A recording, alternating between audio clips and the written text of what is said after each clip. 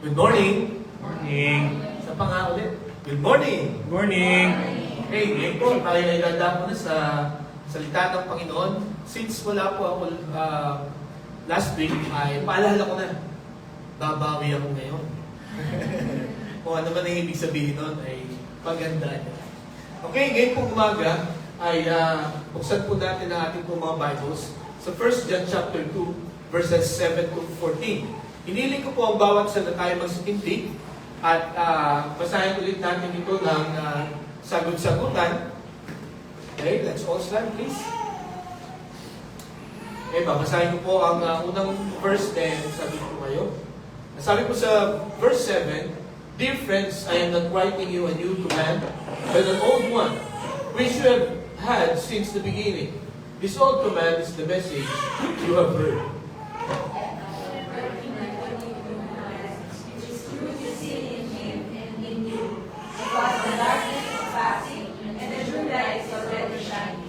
Anyone who claims to be in the light but hates a brother or sister is still in the darkness. Anyone who loves their brother and sister lives in the light, and there is nothing in them to be against someone.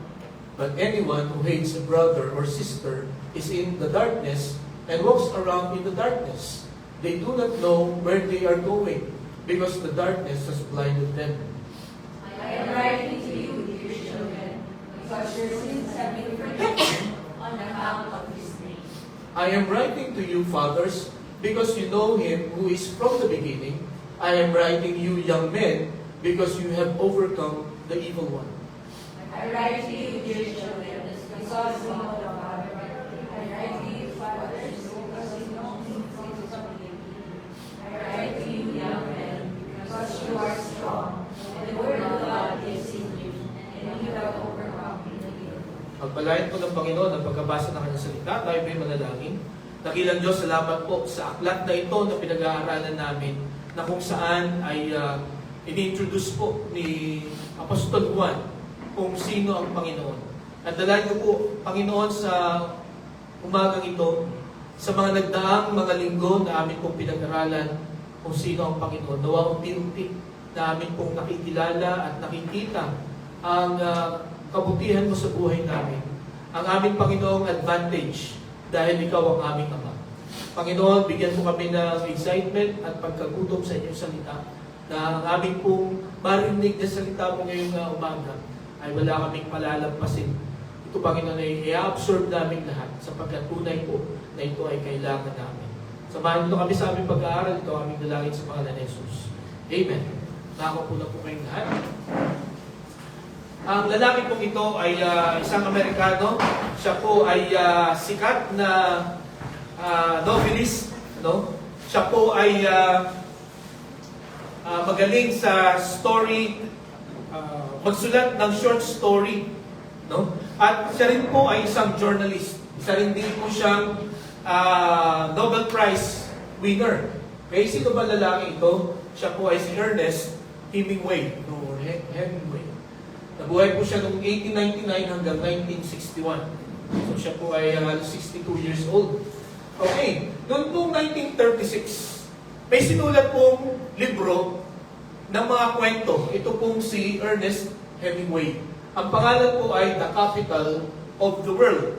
Okay? At doon po sa mga kwento na nakalagay dito po sa libro ito, ay meron pong isang kwento doon na kumbaga naka-caught ng attention ng lahat, ng marami. Sapagkat ito pong kwentong ito ay tungkol sa isang lalaki na ang pangalan ay Paco. No? Siya po ay isang teenager. No? At ang tatay niya, isang araw, ay nag-away silang dalawa. No? Si Paco at sa tatay niya nag-away. No? By the way, itong setting na ito ay sa Madrid. No? Nasa Madrid sila.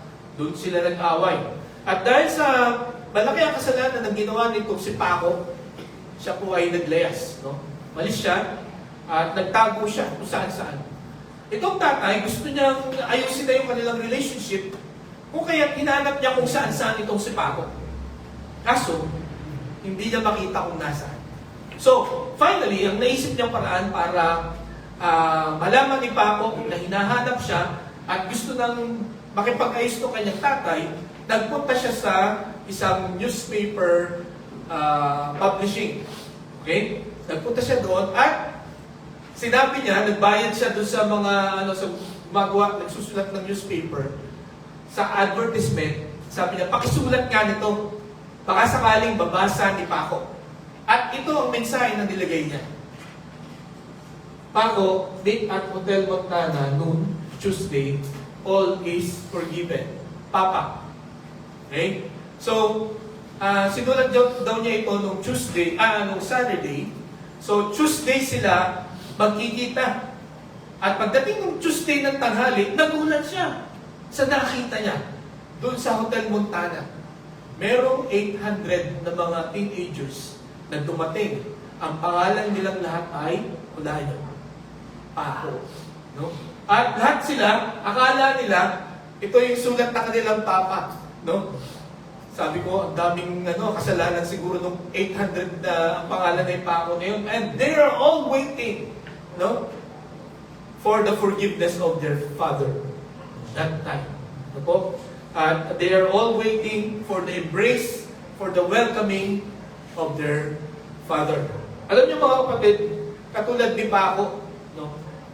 At katulad ng tatay ni Paco, tayo pong lahat ay nangangailangan ng affirmation, no?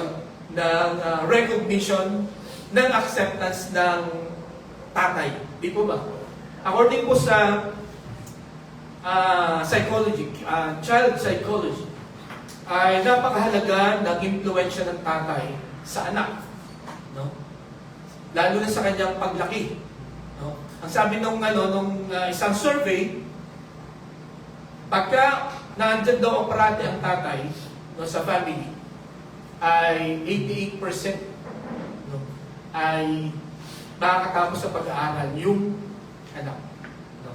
And 75% sa mga anak na babae ay hindi siya mabubuntis. So yun ang survey according to that survey. Sapagkat napaka-laking ng influensya ng presensya ng tatay. No? At naniniwala ako na itong si Paco, no, at maging tayo kung lahat, we are all longing, no, sa pagkalinga, sa recognition ng ating Ama. I'm sure ang ating pong mga tatay, at maging tayong mga tatay, we are all not perfect. No? Marami tayong mga weaknesses, marami tayong mga pagkukulang. But praise God, this morning, sapagkat bagamat we are imperfect fathers and we have imperfect fathers, we have a perfect Father na natin pong pag-aaralan niya. At yan po ang makikita natin. I hope this will give us comfort, inspiration, no? And we will really thank God sapagkat dito po sa 1 John chapter 2, verses 7 to 14, no? Ipinapakita po, pinapakilala ni Apostol Juan, no, na tayo pong lahat ay katulad ni Paco na nangangailangan ng kapatawaran. At pinapakita rin ni Apostol Juan na itong tatay na makikilala natin ngayon na Diyos ay katulad ng tatay ni Paco na sabi, all is forgiven. Okay? Lahat ay pinatawad na. Ngayon kung buwan na ito, pinag-uusapan natin ang knowing God. No? It is a journey at ang pag-uusapan lang natin na aklat ay dito po sa unang Juan, itong unang sulat ni Juan. No? March to May po itong ating pag-uusap tungkol po sa pagkilala sa ating Panginoon. Hindi po natin siya makikilala in 3 months time. Pero naniniwala po ako at akin pong ipinapanalangin na dito po sa 3 months na ating po pagsusuri nitong unang Juan na nagkakaroon po tayo po, ng kaalaman tungkol sa ating pong Panginoon. At kumbaga ito po ang gigising ng ating pong kamalayan to keep on knowing our Lord. Sabi nga ng isang preacher, it will take an eternity to know the Lord. Sapagkat sobrang laki at kamangha-mangha ng ating pong Panginoon. Pero ngayon po, ibisisin natin to wake us up. para makilala natin ang Panginoon. First Sunday, we learned that this God that we are serving is accessible. And then, the second is the God who is light. Then last Sunday, the God who is an advocate or our advocate. No? At ngayon po umaga, pag-aaralan po natin the God who is our Father. Ang Diyos na ating Ama. Okay? Ang Diyos na ating pong Ama. Alam niyo po, itong 1 John chapter 2 verses 7 to 8, ito po, itong simula, itong ating pag-uusapan na ito, gaya ng sabi ko po sa inyo nung first Sunday, nung panahon na ito, ang daming mga false teachers, no? At ang kanilang mga tinuturo, huwag kayong sumampalataya kay Jesus, no? There is another way for salvation, no? May ibang paraan para makapunta sa langit. At yun ay yung paraan na alam namin. And that is a secret revelation. Palalaman nyo lang yun pagka sumapi kayo sa aming grupo. Siyempre, pagka sinabing secret revelation, hindi ko alam kung ang mga Pilipino ay magiging interesado. Mahilig tayo sa sa mga chismis. Uy, ano kaya ang sikreto yun, ha? Curious lang tayo. Pero ganun ang style nila. No, para puntahan sila ng mga tao. At ang nakakalungkot, kahit mga mananampalataya, ay unti-unti na silang naniniwala. That's why, pinakita dito ni Apostol Juan, no? Kung ano ang dapat ugali, no? Ano ang dapat practice ng isang tunay na mananampalataya, isang tunay na Kristiyano, isang tunay na tagasunod ng Panginoong Jesucristo. Ang sabi niya, "Dear friends, I am not writing you a new command, but an old one, which you have had since the beginning. This old command is the message you have heard. Yet I am writing you a new command. Its truth is seen in Him." Yung in Him doon, si Christ, and in you, because the darkness is passing and the true light is already shining. So, para maintindihan natin, ano ba yung new command at saka yung old command? Okay? Yung old command muna ay makikita natin sa Mark chapter 12 verses 30 to 31. Na ito po ay kinot ng Panginoong Jesucristo galing sa Deuteronomy chapter 6 verses 4 and 5. Basahin niyo po natin itong Mark chapter 12 verses 30 and 31. Ready? Begin. Love the Lord your God with all your heart and with all your soul and with all your mind and with all your strength. The second is this: love your neighbor as yourself. There is no commandment greater than this. Okay? So, ito pong talatang ito, ang sinasabi nila, the greatest commandment. No? Ito ang pinakadakila. No? Ito ang pangunahin na utos na dapat natin sundin. Lalo tigit tayo pong mga mananampalataya. We need to love the Lord and we need to love our neighbor. Na ang basis ng ating pagmamahal sa ating kapwa ay ang ating sarili. Ang standard ng ating pagmamahal sa kapwa ay kung paano natin minamahal ang ating pong sarili. Gaano niyo ba kamahal ang inyong mga sarili? Kung gaano niyo kamahal ang inyong sarili, gano'n ninyo mahalin daw ang inyong kapwa. Ito ang old command. No, kasi galing ito sa Deuteronomy chapter 6 verses 4 and 5 and Leviticus chapter 19 verse 18. Ito ang old command. Ano? Ang new command ay ito. Nasabi sa John chapter 13 verses 34 and 35. Basahin nga po natin. Ready? Begin. A new command I give you. Love one another as I have loved you. So you must love one another. By this, everyone will know that you are my disciples if you love one another. Napansin niyo ba ang difference? Dito, sabi niya, a new command. Bakit siya new? No? Tingnan niyo ito. Sa verse 31, love your neighbor as yourself. Dito naman, love one another as I have loved you. That is the difference. Dito, sa old command, ang basis ng iyong pagmamahal, no, ay according sa pagmamahal mo sa sarili mo. Pero dito sa new command, ang basis ng pagmamahal mo sa kapwa mo ay naaayon sa pagmamahal sa iyo ng Panginoon. Kanya? So that's the difference. No, paano ko ba minahal ng Panginoon? Paano ba ipinakita ng Panginoon ang pagmamahal niya sa atin? So, ito po ang dinidiscuss ni Apostol Juan dito. No? Ito ang pinapaliwanag niya, ito ang dinidepensahan niya. No? Na mahalaga na maunawaan ng mga mananampalataya. Dapat ang ating ginagawa, no, ay ang mahalin ang Panginoon at ang mahalin ang ating kapwa. Sapagkat yung mga false teachers na yun, magaling sila sa mga doctrines. No? Talagang very convincing. But their lives, no, they don't love one another. No? Nag-aaway-away sila. Diba? So, sabi ni Apostol Juan, sa ating po mga mananampalataya, napaka-importante. No? Mahal mo ba ang Diyos? Mahal mo ba ang kapwa mo? Okay? And then, ang sabi pa niya, anyone who claims to be in the light but hates a brother or a sister is still in darkness. Okay, gusto ko pansinin niyo yung salitang brother or sister. At dito rin po sa verse 10, brother and sister. So, ang ibig kong sabihin, ang ipinapakita po ni Juan sa lahat ng mga mananampalataya, we belong to a one family. No? Brothers and sisters po tayo dito.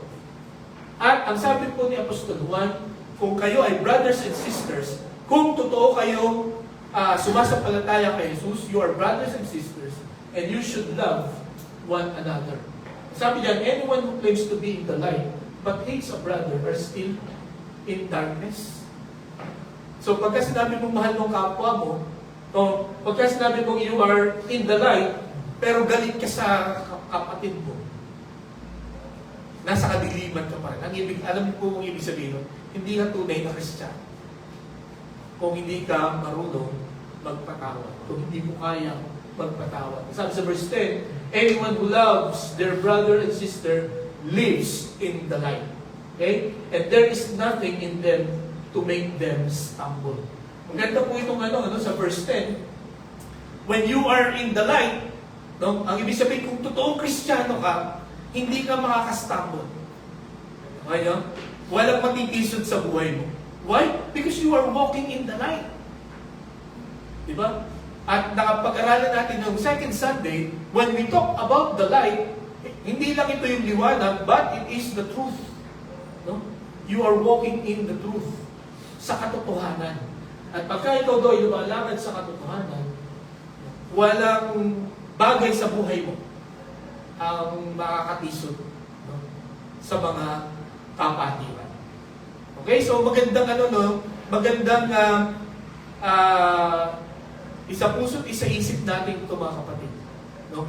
Kung sinasabi natin na tayo po ay mga mananampalataya, tinanggap na natin si Jesus. No? Dapat po ang una, mahal natin ang ating mga kapatiran. Okay? Hindi naman siguro ibig sabihin na tayo ay hindi na mag-aaway. No? Mag-aaway pa rin po tayo. Magkakaroon pa rin tayo ng misunderstanding. Pero dapat may pag-aayos. Okay? Imposibleng hindi tayo mag-away sapagkat mga imperfect people nga tayo. Di ba? Bagamat tayo pinatawad na ng Panginoon sa ating mga kasalanan, dahil sa tayo po ay nandito pa sa lupa, tayo po ay nagkakamali pa rin. Nakakapagsalita pa rin tayo ng nakaka-offend, no? Nakakapag-isip pa rin tayo, nakakakilos pa rin tayo na hindi nakakatuwa sa ating buka. Bilang mga Kristiyano, mga kapatid, mga followers ng Panginoon, no? Dahil sa tayo nasa liwanag na, dapat alam na natin kung ano yung tamang dapat gawin pagka nagkaroon po tayo ng problema, nagkaroon tayo ng issue, no? Nagkaroon tayo ng misunderstanding sa bawat isa. Okay, sana po nakuha niyo po ito. Talagang kailangan i-discuss po ito, no? Sapagkat once na ma-realize mo na ayun nga, hihirapan ka magpatawad, no? Or ayaw mo talaga magpatawad, magandang suriin natin po mga sarili. Am I really a Christian? Am I really a follower of the Lord? Kasi ito po ang bunga, no? Ito ang practice ng isang tao na totoong tumanggap sa Panginoon. And now that nakita po natin, no, napakahalaga na ma-develop po sa atin itong pag-ibig, no, sa kapwa. Bakit? Sabi sa verse 35, by this everyone will know that you are my disciples if you love one another. Napakaganda po nitong verse nito. Kasi alam niyo po ba, para sa akin, relieving, liberating. Kasi sometimes, akala natin ang magaling na Kristiyano ay dapat ay maraming memorize ng mga verses. Or laging umattend sa church. No? Or master ng mga doctrines. Di ba? Pero, possible po na alam natin lahat yun. Ginagawa natin lahat yun. But we hate our brother or our sister. Sa mata ng Panginoon, ang tunay na Kristiyano, ang tunay na tagasunod niya, ay yung kaya niyang mahalin ang kanyang kapwa. Ano bang ibig sabihin ng love dito? Yung agape love? You are always thinking and doing what is best for your brothers and sisters. Ano bang iniisip mo? Makakabuti ba yun sa kanya? Itong sasabihin ko ba, makakabuti ba ito sa kanya? Itong gagawin ko, hindi ba siya mapapahiya dito? Hindi ba siya malalagay sa alanganin? Di ba? So that is loving one another. At kung makita ng mga tao, lalo tigit ng mga hindi mananampalataya, that we love one another, ito po ang magiging conclusion nila. This group, these people, are really Christ's disciples.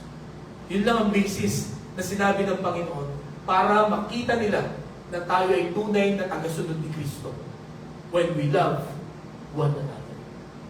Bakit ito liberating sa akin? No? Kasi nga, pagka yung mga maraming alam lang sa Bible, no, master and doctrines, no, ang tunay na disciples ay kawawa ako. Kumbaga, baka sabihin ng mga tao na, ako hindi Kristiyano si Pastor Ileno. Nag-English pero ang daming hindi pa alam. Diba? So, ganun din tayo kung ang basihan ng Kristyanismo natin ay kung ano yung alam natin. Baka marami sa atin ang mag-conclude na hindi tayo Kristyan. Di ba? Pero salamat sa Panginoon sapagkat ito ang basis. No? Mahal mo ba ang Diyos? Mahal mo ba ang kapwa mo? Kumbaga lahat tayo kayang gawin ito. Di ba? Walang pwedeng sabihin na accepted ako dyan. No? Pinanganak ako na hindi marunong magmahal. Imposible yun. No? Lalo na kung sinasabi natin that we are followers of the Lord. Lalo na kung sinasabi natin na tayo po ay tumanggap sa Panginoon. Ito ang unang aayusin ng Panginoon. Ito ang una nating mararanasan, no? Pag nakilala natin ang Panginoon. Di ba sabi sa John 3:16, for God so loved the world. The reason why we are saved right now, because of the love of God. And the reason why, naniniwala ako, kung bakit isinuko natin ang buhay natin sa Panginoon. Hindi lang dahil sa nakita natin na tayo makasalanan. No? Hindi lang dahil sa nakita natin na pupunta tayo sa impyerno. But we were assured, no? Na sa kabila ng karumihan natin, no? sa kabila ng mga weaknesses natin, kaya pa rin tayo mahalin ng Panginoon. At once na tinanggap natin yun, the Lord will give us the ability to love others also. Okay? So, masabi din sa verse 11, but anyone who hates a brother or sister is in darkness and walks around in darkness. They do not know where they are going because the darkness has blinded them. So ito pong description na ito ni Juan ay pang-unbeliever po ito. No? Sa mga taong hindi pa nakakakilala sa Panginoon. Hindi niya alam kung saan siya pupunta. No? Sapagkat binulag siya ng kadiliman. I hope dito po sa ating kalagitnaan, tayo pong lahat ay nasa liwanag na. No? Sapagkat sa liwanag, makikita natin lahat ang katotohanan. Okay, so ito pong verses 7 to 11 ay dinefend po ni Juan kung ano ang nasa puso At ano ang kinikilos ng isang Kristiyano? No? Ang nasa puso niya dapat ay pagmamahal, hindi galit. Okay? At ano ang practice ng isang Kristiyano? Mahal niya yung kanyang kapwa. Mahal niya ang Panginoon. Now that na-defend ito ni Juan, ito yung sunod na kanyang gustong ituro. After na ituro ni Apostol Juan yung mga rules of being a Christian, now he will teach us about relationship. About relationship. Okay? Bago natin puntahan yun, nasabi ng Panginoong Jesucristo kay Apostol Pedro, "Do you love me more than this?" Nasabi ni Pedro, "Yes, Lord." And then nasabi ng Panginoon, "Feed my lambs." So, ang gusto kong makita natin dito, napakahalaga ng pag-ibig sa buhay po natin, lalo na sa ating paglilingkod. If our motivation, no, sa ating pong ginagawa para sa Panginoon ay hindi dahil sa pag-ibig, then it's nothing. Sabi sa 1 Corinthians chapter 13, verse 3, I gain nothing. No? Itong verse 3, if I give all I possess to the poor and give over my body to hardship that I may boast, but do not have love, I gain nothing. Ito na yung pinakamatinding pinakamatinding pwede mong ibigay sa Panginoon, yung buhay mo, lahat ng meron ka. But if you do it with the wrong motive, diba? Sabi doon, that I may boast, then you gain nothing. Okay? Napakahalaga mga kapatid sa atin po mga Kristiyano.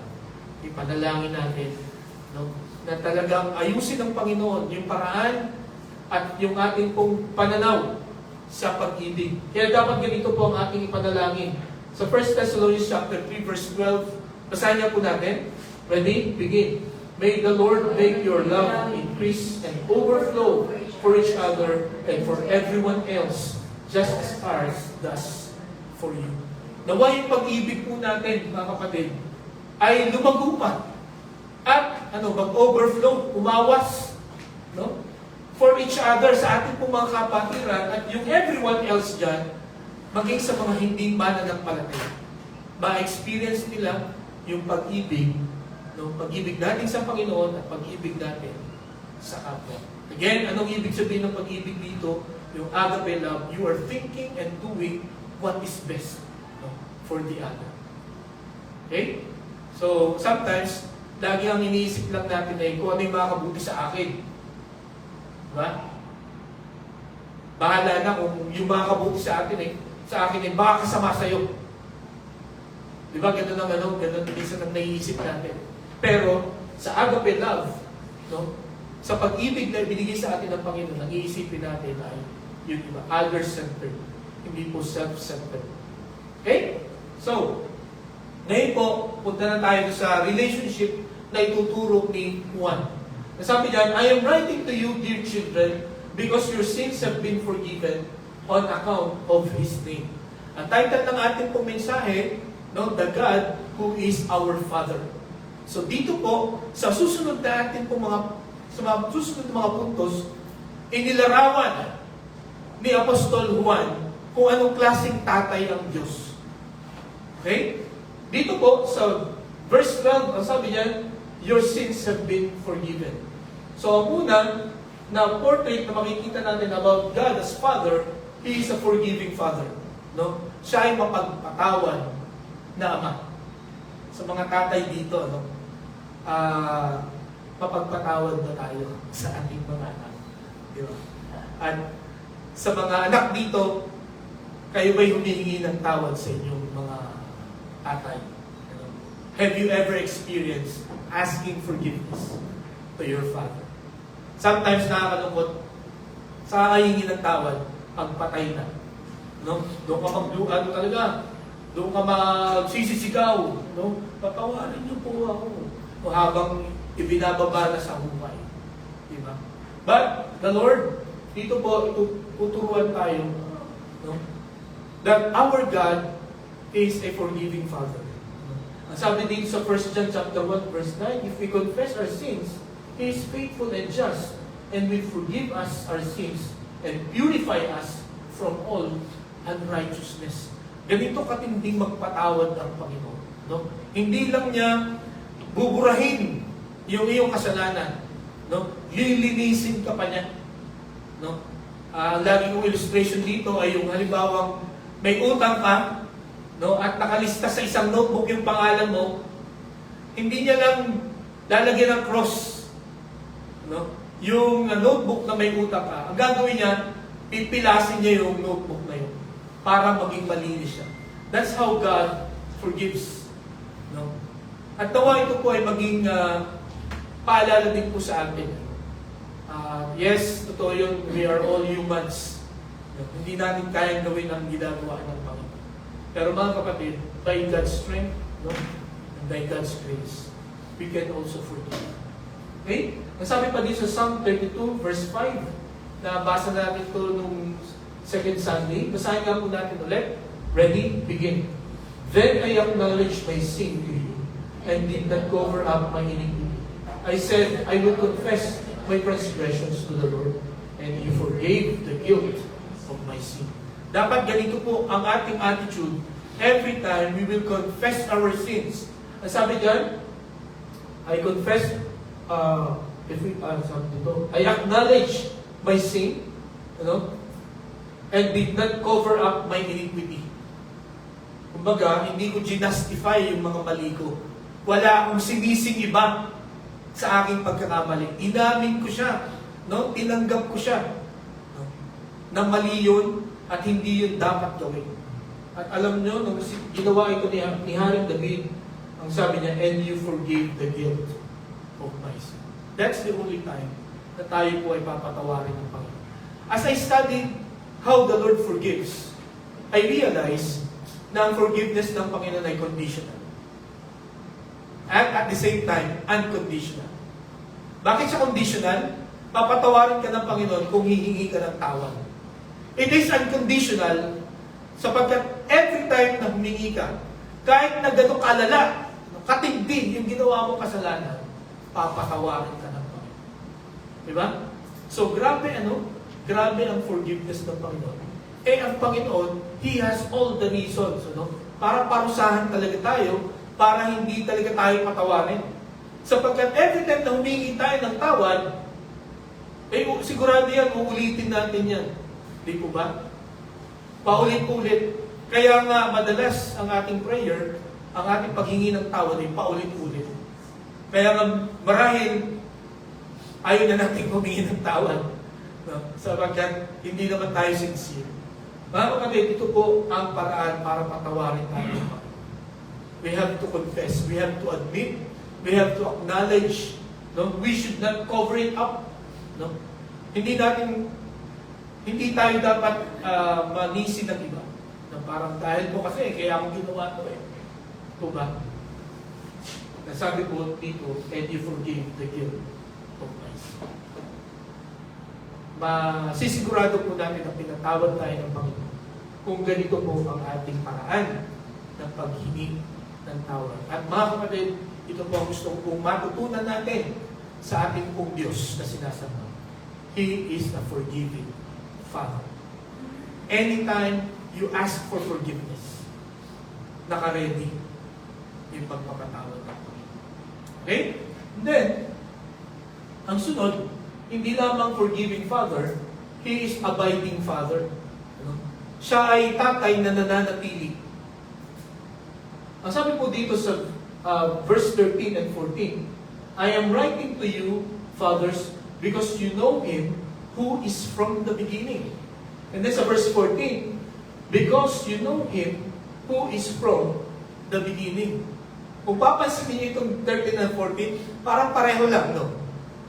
Nung binabasa ko nga ito, parang may kamali ba si Juan dito? Kasi parang pareho, di ba? Pero makikita rin ninyo yung mga differences. Kasi sabi sa verse 14, I write to you, dear children, dito sa taas, mga fathers. Okay? Ang gusto lang sabihin po ni Apostol Juan dito, ang salita ng Panginoon, it caters to all ages. No? Sa mga young people at maging sa mga fathers sa mga parents. Okay? So, sabi dyan, because you know Him who is from the beginning. Ang ibig sabihin po ng word the beginning dyan, no, may tatlong kahulugan po siya. Yung ibig sabihin ng beginning, no, you know Him from the beginning. Ang unang kahulugan po niyan is from eternity. No? Nakilala nyo na ang Diyos na ito, no, na wala siyang simula. Okay? Pangalawa, nakahulugan po ng from the beginning, simula nung tinuro namin sa inyo itong doktrina na ito, na ang Diyos ay eternal. That is the beginning. Na sinasabi dito. At ang pangatlo, simula nung sumampalataya kayo sa Panginoon, ay nakilala nyo na nandyan ang Panginoon. Bakit sinabi yan? Sapagkat yung mga false teachers na nakapalibot sa kanila, iba ang tinuturo. May iba silang Diyos. Kaya kailangan ipalaala ni Apostol Juan that this God that we are worshiping is not just a forgiving God, but also an abiding God. Siya ang Diyos na hindi nang-iiwan. Siya ang Ama na hindi nang-iiwan. Di po ba? Masabi po sa Isaiah chapter 54 verse 10, basahin niya po natin. Ready? Begin. Though the mountains be shaken and the hills be removed, yet my unfailing love for you will not be shaken, nor my covenant of peace be removed, says the Lord, who has compassion on you. Imagine that, though the mountains be shaken and the hills be removed. Bakit ginamit yung mountains be shaken and hills be removed? Kasi imposible na na matanggal ang bundok, no? Siguro kung titingnan ninyo yung Taal Volcano, no, hindi ko alam kung anong unang shape niya. Pero nung sumabog siya, ay nag-iba na ang itsura. Pero naandun pa rin siya. Di po ba? Hindi, yung Taal Volcano hindi napalipat sa Kalapan. Doon pa rin. Kahit na ang lakas ng pagsabog. At yung mga bundok, ewan ko may nabalitaan kayo na naglilipat ng bundok. Wala, di ba? Imposible kasing ilipat yan. Pero sabi ng Panginoon, kahit na maging posible yun, sabi niya, my unfailing love for you will not be shaken. Wow! Kung may mag-propose kaya sa inyo ng ganito, magbawa kay Teresa, may nagbigaw, my unfailing love for you will not be shaken. Ano kayong mararamdaman mo no? Yes ba agad yan? O isip-isip muna. No? Pero walang tao na kayang mangako niya. Ang Diyos lang ang pwede. Okay? Ang pangako ng Panginoon sa atin is unfailing love will not be shaken. Kaya ano ang mararamdaman nyo pag kayo nagmamahal sa inyo? Kailanman ay hindi magbabago. Kailanman hindi kukupas yung pag-ibig niya sa atin. Di ba? You will feel happy and secure and content.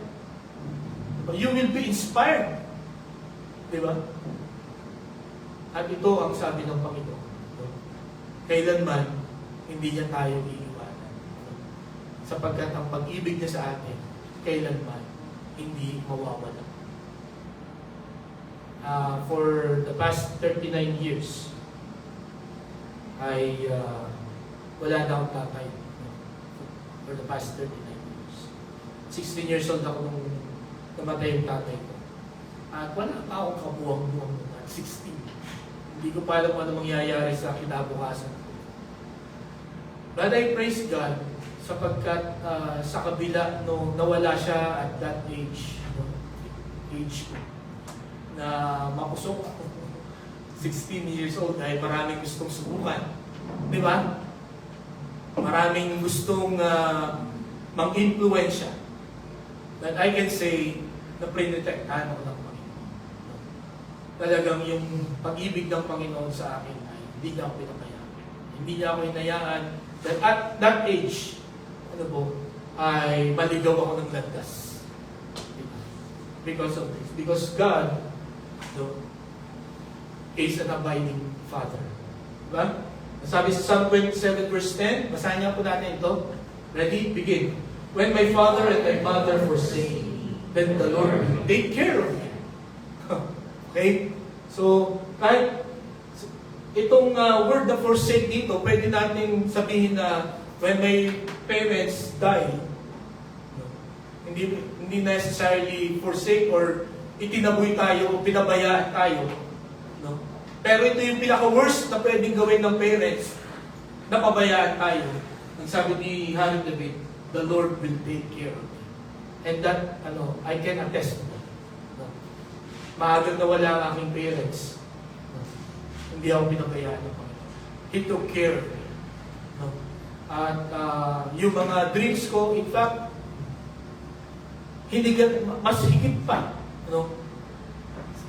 Sapagkat niya, karamihan sa atin dito mga taga Mindoro, kasama ako, napakasimple lang ng mga pangarap ko. In fact, hindi ko alam kung may pangarap ako na. Pero kung isa-isahin ko yung mga na-experience ko, nung 39 years na wala akong tatay, ay sabi ko, talagang hindi ako pinabayaan. Hindi ako iniwan ng Panginoon. The Lord did not abandon me. He took care of me. And He's still taking care of me. Hanggang sa muling magbabalik sa Panginoon. At ganyan din po may experience. Maybe, may mga parents tayo na yun nga, hindi perfect. No? Or maybe tayong mga father, hindi tayong perfect. Pero let us thank God because we have a perfect Father na pwede nating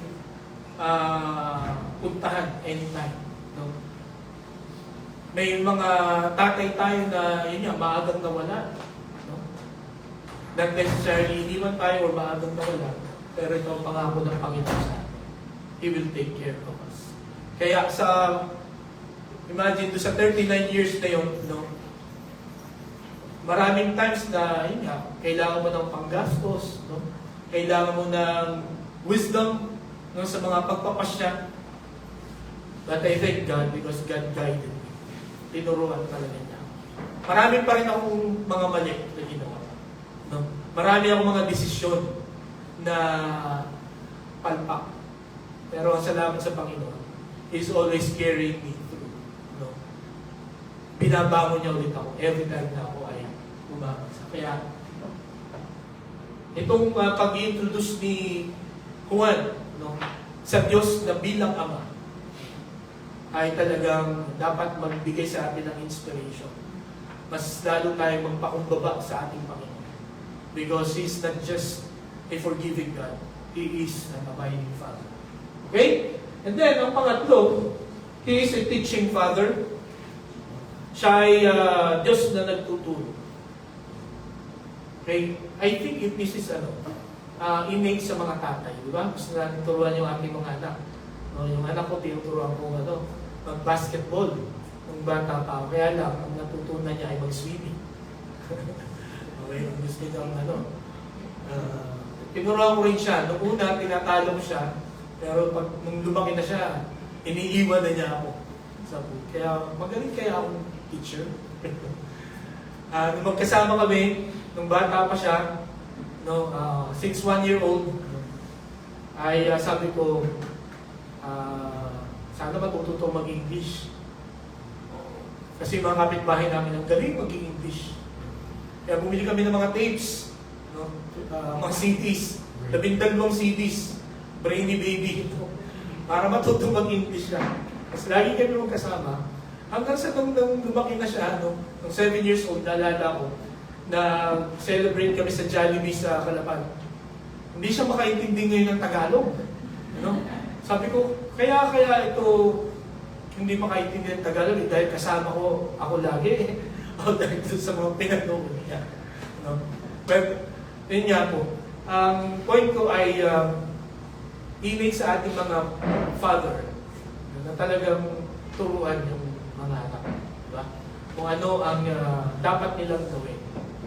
Pero again, as a human father, no, maraming mga kapalpakan din. So, I can say na talagang marami akong hindi na ituro. Nagkulang ako. Pero dito po mga kapatid, sa pag-i-introduce ni Juan sa Panginoon as a father, makikita natin how the Lord teaches each one of us ng lahat ng mga bagay na dapat nating malaman sa buhay na ito. No? Sabi niya, I am writing to you, fathers, because you know Him who is from the beginning. And then sa verse 14, I write you, dear children, because you know the Father. I write to you, fathers, because you know Him who is from the beginning. Yung word na know po dyan, no? Ang literal meaning po niyan ay nakilala mo siya kasi itinuro siya sa iyo. Kaya po ako? Hindi siya basta na lang tumubo sa isip mo na may Diyos. Ganito ang Diyos. Hindi po. May nagturo. No? And God is the one, no, who is always teaching us about Himself. Tingnan niyo po itong verse nito sa Isaiah, chapter 48, verse 17. Basahin niya po natin. Ready? Begin. This is what the Lord says, your Redeemer, the Holy One of Israel. I am the Lord your God, who teaches you what is best for you, who directs you in the way you should go. No? So, ang Diyos ng Israel, no? Ang Panginoon na ating sinasamba, hindi lamang siya tagapagligtas, kundi He is always teaching us. Ano mga tinuturo niya sa atin? What is best for us? Sabi niya, who directs you in the way you should go. Kaya mga kapatid, no?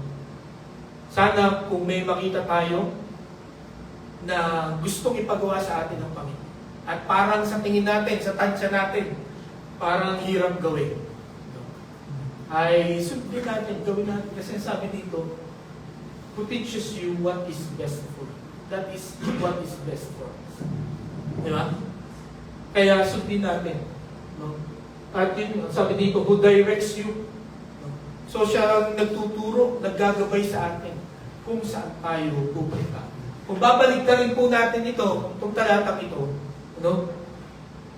Kung hindi tayo magpapaturo sa Panginoon, kung hindi tayo susunod sa Kanyang direksyon, anong mangyayari po sa atin?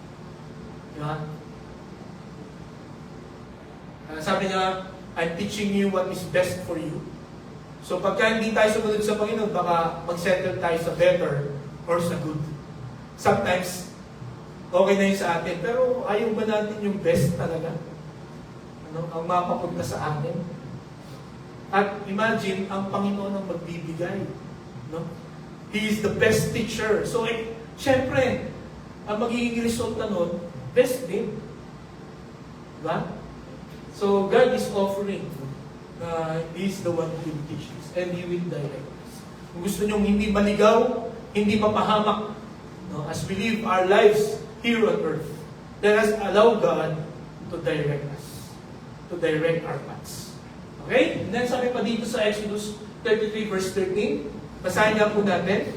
Ito po ay ito po ay conversation ni Moses at saka ng Panginoon. Basahin nga po natin. Ready? Begin. If you are pleased with me, teach me your ways, so I may know you and continue to find favor with you. Remember that this nation is your people. Maganda yung sinabi niya dito. No? If you are pleased with me, teach me your ways, so I may know you and continue to find favor with you. Pagka pala hinayaan natin ang Panginoon na turuan tayo, no? Ituro niya yung mga paraan niya. Ano ang resulta? Sabi niya doon, continue to find favor with you. Ang ibig sabihin, we will be blessed always. Pagka natutunan natin kung ano yung paraan ng Panginoon. Okay? Naniniwala ako ngayong umaga na dahilan bakit yun niya, maraming palpak tayo sa buhay natin. Kasi nagsasarili tayo. Sariling diskarte. Di ba ba? Alam na natin na ito yung dapat gawin. Pero baka sakaling makalusot dito. Di ba? Lalo na tayo mga Pilipino sa mga pagdadrive natin, ano? Alam natin one way dyan. Pero nakita mo may dumaan. Ito na-experience ko to eh. Alam ko one way, nakita ko one way. Pero may pumasok na tricycle. Eh, pagka dumaan ako dyan, mapapabilis ako sa pupuntahan. So, sinubungan ko dumaan. Sinalubong ako ng pulis. Sir, alam niyo kung ano yan? Oo nga eh. Kaya lang, may nakita kasi ako tricycle na dumaan, kaya kala ko pwede. Di ba? Ganun tayo parate. Kala natin pwede. Yeah. Pero mga kapatid, tandaan po natin, ano? Kung gusto natin i-bless tayo ng Panginoon, let's ask the Lord to teach His ways and let us follow. Sapagkat yun ang paraan. Doon lang tayo i-bless ng Panginoon. Okay?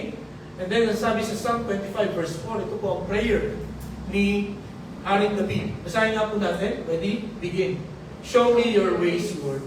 Teach me your paths. Sana, kung gusto nyong ma-enjoy ang tatay ninyo as a teaching father, let's always pray this prayer. Gusto nyo ma-experience, no, ang pagtuturo ng Panginoon sa atin, paggabay ng Panginoon sa atin. Let's always pray this prayer. Hindi mo kailangan mag-pray ng mahaba. No? Hindi mo kailangan gumamit ng mga highfalutin words, no, sa pananalangin. Just say, show me your ways, Lord, no, and teach me your paths. Okay? So, yun po ang pangatlo na description or portrait, no, na ipinakita ni Juan tungkol sa Diyos na ating pong Ama. He is a forgiving Father, abiding Father, teaching Father, and then number 4, heart-dwelling Father. Ano ibig sabihin ng heart-dwelling Father? Ang sabi dito sa verse 14, yung highlighted, and the Word of God lives in you. No? Ang salita ng Diyos ay namumuhay sa iyo. Anong ibig pong sabihin nun? At saka, hindi ba magkapareho yung abiding at saka yung heart-dwelling? No? Ang ibig sabihin po ng abiding, it tells about your relationship with your Father. No? That your Father, no, He will not abandon you. Dito naman sa number 4, heart-dwelling, ito naman po, saan bahagi siya ng katawan mo na andun? Okay? Ano yung bahagi ng katawan mo yung ini-influensya niya? Nakuha niyo po ako? Okay, ang ibig ko, kung babalikan natin, the Word of God lives in you. Okay? Nasabi sa Psalm 119 verses 9 to 11, how can a young person stay on the path of purity? By living according to your word. Then verse 10, I seek you with all my heart, do not let me stray from your commands. And then dito po sa verse 11, sabi niya, I have hidden your word in my heart that I may not sin against you. Mga kapatid, ngayon po umaga, gusto ko pong makita natin, no, doon sa heart-dwelling Father. Lahat ng sinasabi ng Ama sa atin, dapat ilagay natin po sa ating puso. Okay? Sapagkat yun ang maggagabay sa atin. Hindi ko po alam sa mga conversations ninyo. Na nasabi nyo minsan na sabi ng tatay ko, ganito daw ang gagawin. Nagawa nyo na ba yun? Or madalas sabi ng nanay ko. Sabi ng lola ko. Si Nanay Bel, laging yun. Sabi ng nanay ko, sabi ng lola ko. No? Wala akong naalala na sabi ng tatay ko. Okay? Pero ganun siguro tayo, no? Mas madalas na naalala natin yung sa nanay kasi yung nanay yung laging nagsasalita. Di ba? Yung nanay lagi ang nanggigising. Katulad sa sa bahay namin, alas 4 pa lang ng madaling araw, no? Ang unang naririnig kong boses ay boses ng nanay ko. Gumising ka na, no? Maglinis ka na ng poultry, maglinis ka na ng piggery, magbandiyo ka na ng kapaligiran, tapos magbubukas ka pa ng pwesto sa palengke. Tapos saka ka palang papasok. Kaya alam nyo, honestly, kung yung sasabihin sa iba, nung nagka-peste, yung aming poultry, at saka yung aming piggery, tuwan-tuwa ako. Kasi tinigil na nila yung pag-piggery. No, kaya, imagine 4 o'clock in the morning, ginigising. Kaya ngayon, hanggang ngayon, nagigising ako 4 o 4:30. So, parang na-train ako Na gano'n. Pero, pag nagising ako ng 4:30, pagtulog, nakakatulog ulit ako. No? But, my point is this, pagka sinapuso mo yung sinabi ng parents mo sa'yo, gagabayan ka. Talagang madalas tama sila. Di ba? Yung sinasabi ng ating parents na papunta ka pala, pabalik na ako. Totoo po yun. No? Kumbaga, they know it already. No? Kaya dapat makinig tayo. How much more ang Panginoon? Di ba? Ang Panginoon, alam na niya yung bago pa tayo pinanganak, no? Bago pa pinanganak yung mga ninuno natin, alam na niya ang mangyayari sa buhay natin. No? And even after this life, alam ng Panginoon kung ano ang mangyayari sa atin. And He is telling us this, hide my word in your heart. Because it will help you, it will guide you. Ano? Ililigtas ka niya. Kaya mga kapatid, napakahalaga at dapat natin pasalamatan na itong salita ng Panginoon ay ginawang available ng Panginoon sa bawat isa sa atin. Sa lahat ng tao, hindi lamang sa mga may pambili ng Bible, no? Hindi lamang sa mga Westerners, no? Pinaabot niya ang salita ng Panginoon dito sa East, no? Dito sa atin, no? Sa Southeast Asia, para makilala din natin ang Panginoon. Para makaiwas din tayo sa tsak na kapahamakan. Sa kapahamakan ng dulot ng kasalanan, mga kapatid. Kaya, salamat sa Panginoon, sa ating Diyos na siya ay Ama. Ang sabi sa Ezekiel chapter 36 verse 27, I will put my spirit in you and move you to follow my decrees and be careful to keep my laws. Mga kapatid, napakahalaga po nitong talatang ito. Kasi nga, many times in our lives, kaya hindi tayo nakikinig sa salita ng Panginoon. Sapagkat una, hindi ko kayang gawin. That is true. No? Imposible talagang sundin ang salita ng Panginoon. That's why, no? Ito ang ginawa ng Panginoon, I will put my spirit in you. No? Kaya pala, ang banal na spirito ay nasa atin. No? Nung tinanggap natin si Jesus, bilang natin sarili natin tagapagligtas, tinatakan na tayo ng banal na spirito. Why? For us to follow God's decrees and be careful to keep His laws. Kaya kung sa umagang ito, tinanggap mo si Jesus bilang sarili mong tagapagligtas, the Holy Spirit is in you. Ibig sabihin, may kakayahan tayo mga kapatid na sundin ang kanyang salita. Hindi nanggaling sa sarili nating initiative. Hindi nanggaling sa sarili nating strength or will, no? Ang pagsunod sa salita ng Panginoon. It's coming from the Holy Spirit. It's coming from His Spirit, which is more powerful than anything. Diba? Kaya, again, kung meron tayong hindi magawa sa iniutos ng Panginoon, let's ask the Holy Spirit to help us. Okay? Yung ating binasa kanina na talata, walang iniutos sa atin ng Panginoon. No? O walang itinuturo ang Panginoon sa atin na makakasama. Lahat ng tinuturo niya ay makakabuti sa atin. Kung hindi natin makaya, the Holy Spirit is there to help us. Sabi sa 1 Corinthians, 2 Corinthians 6:16, what agreement is there between the temple of God and idols? For we are the temple of the living God.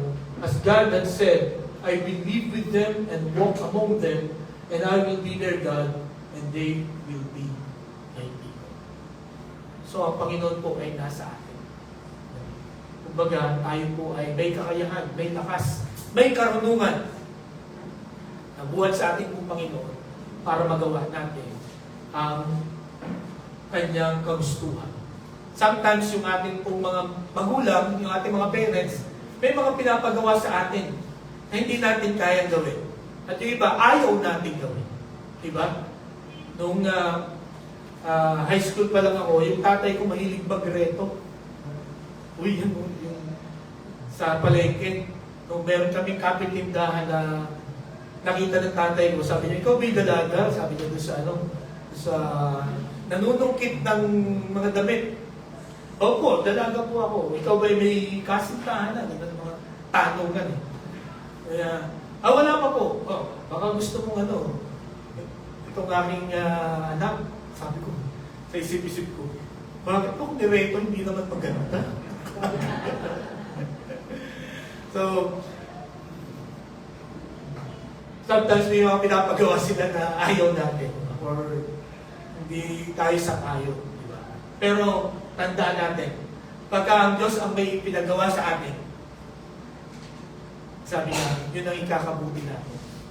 Di ba? And again, kung ito ay mahirap, God is with us. God is with us. Ibig sabihin nun, ma-accomplish natin. Kaya ngayon umaga mga kapatid, meron bang utos ang Panginoon sa inyo?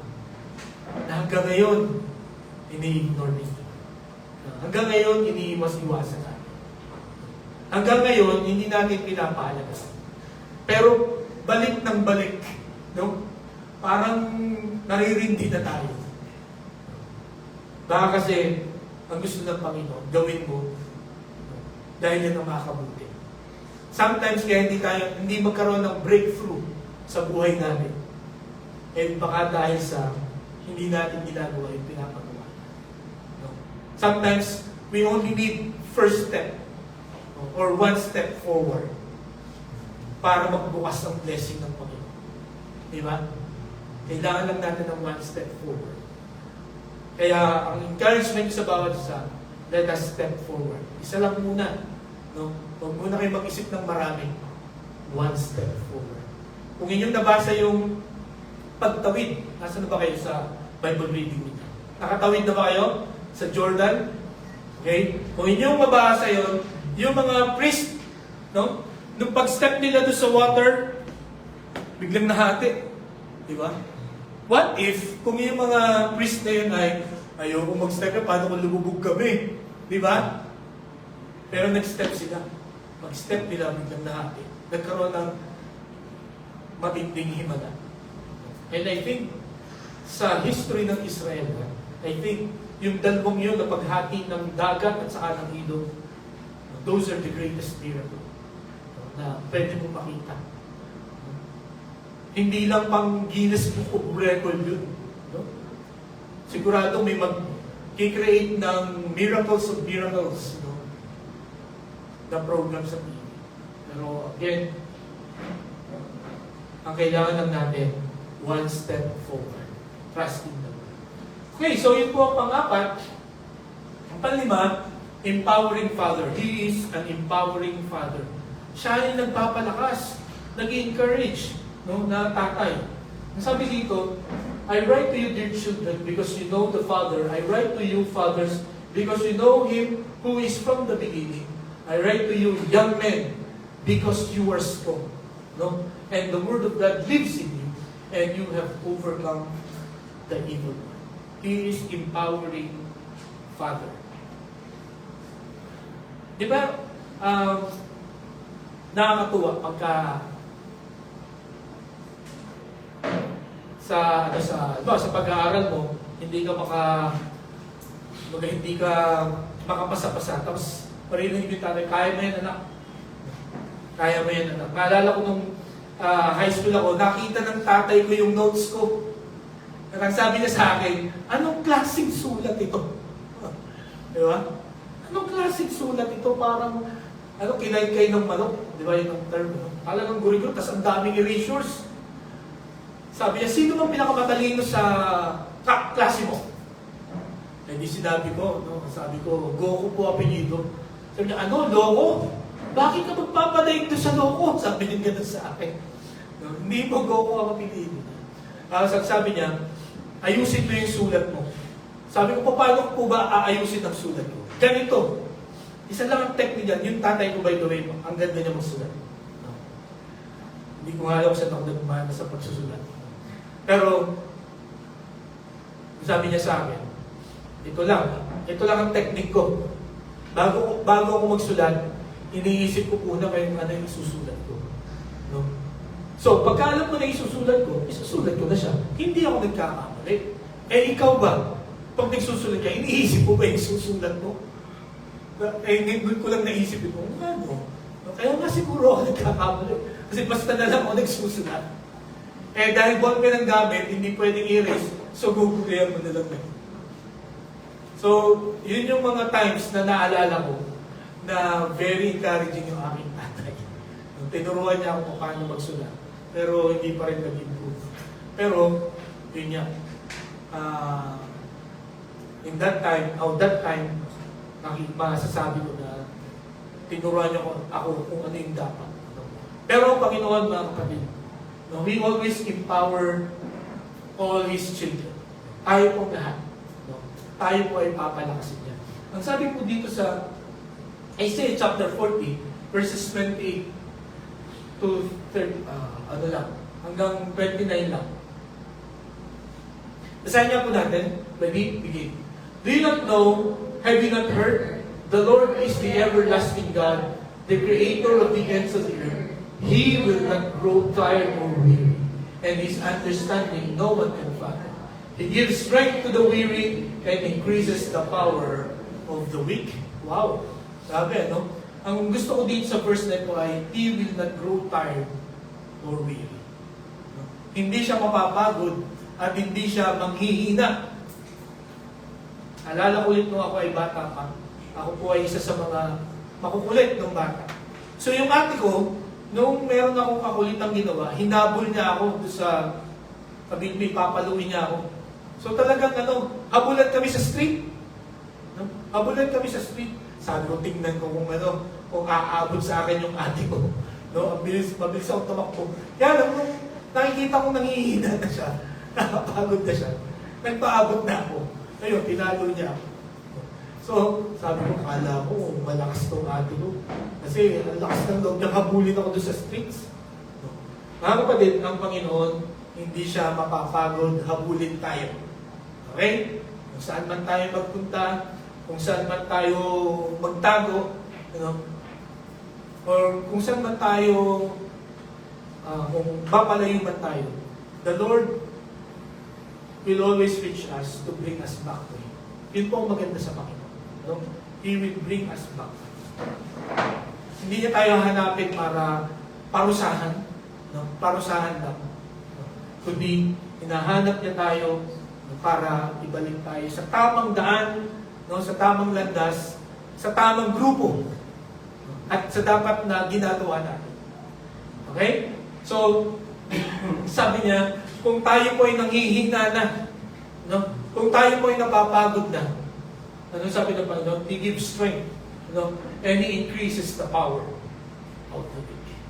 So ngayong umaga, hindi ko alam kung gaano pa kalakas, kung may battery pa ba kayo sa inyo pong pananampalataya. No? Sa mga mga masasamang balita na ating pong naririnig.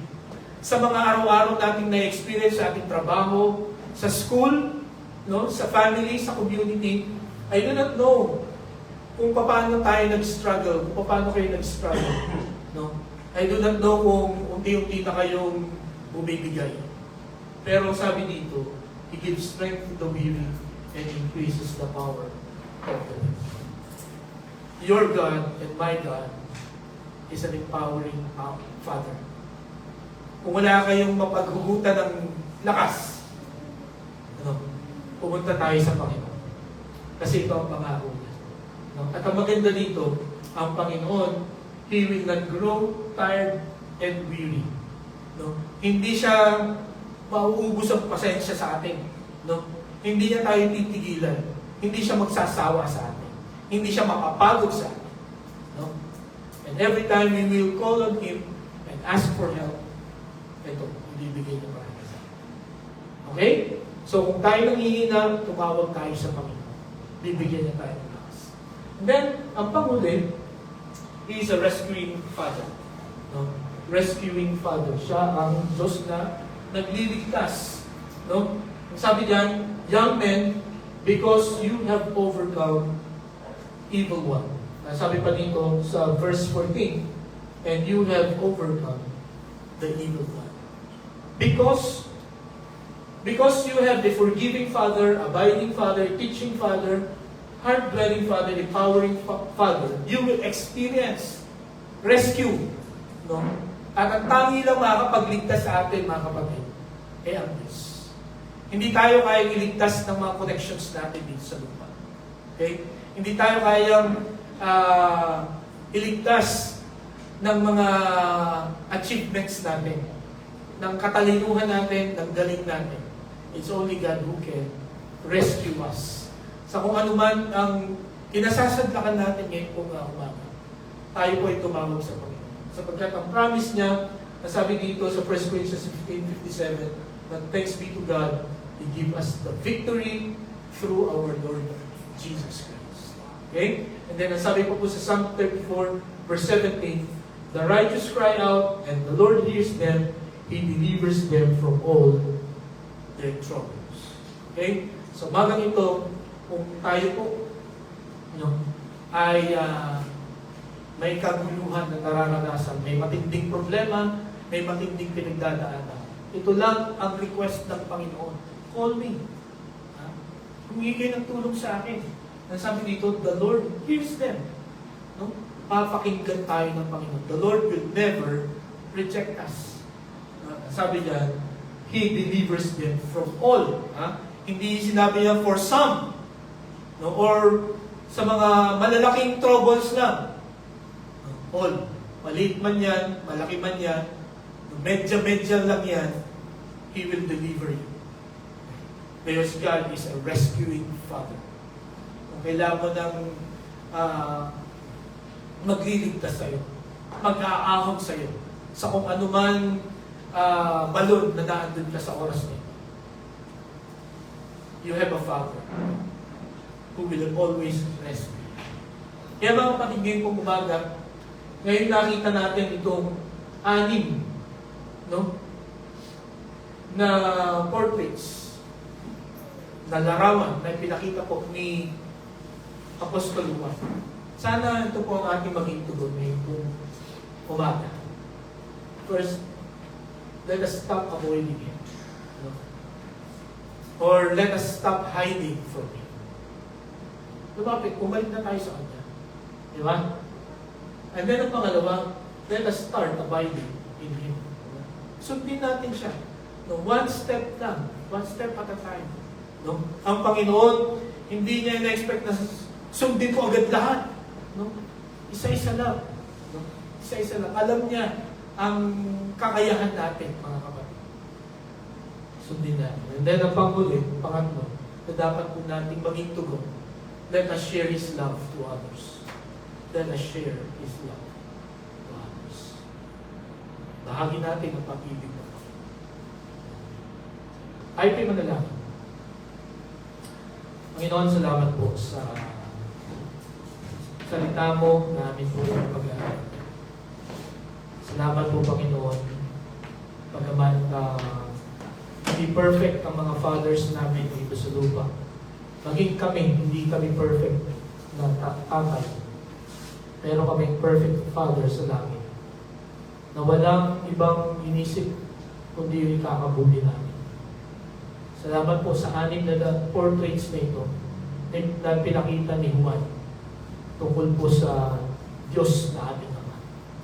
Kaya nawa, Panginoon, sa pamumuhay namin sa bawat araw sa mundo nito, help us to be confident. Kung may takot kami sa mga nangyayari, nawa, Panginoon, tanggalin mo yun. Sapagkat meron kaming tatay na pwedeng hinga ng tulong, may tatay kami na pwedeng takbuhan anytime. Sapagkat many times mga inaasahan namin, yun po yung mga nag-fail na makatulong po sa amin. Pero ang Panginoon, through His words, ay nangako na laging nandyan para kami, Panginoon, ay rescue. Kami, Panginoon, ay i-empower, Panginoon, sa mga pagsubok namin pong dinadaan. Kita mo ang mga puso namin, Panginoon, sa oras na ito. Kita mo ang mga pinagdadaanan namin. Nawa ang 6 na portraits na ito ng Diyos na aming Ama ay magbigay sa amin ng kapayapaan, magbigay sa amin ng kasiyahan at determinasyon na sundin ka at maglingkod, Panginoon, sa iyo. Ito aming dalangin sa pangalan ni Jesus. Amen.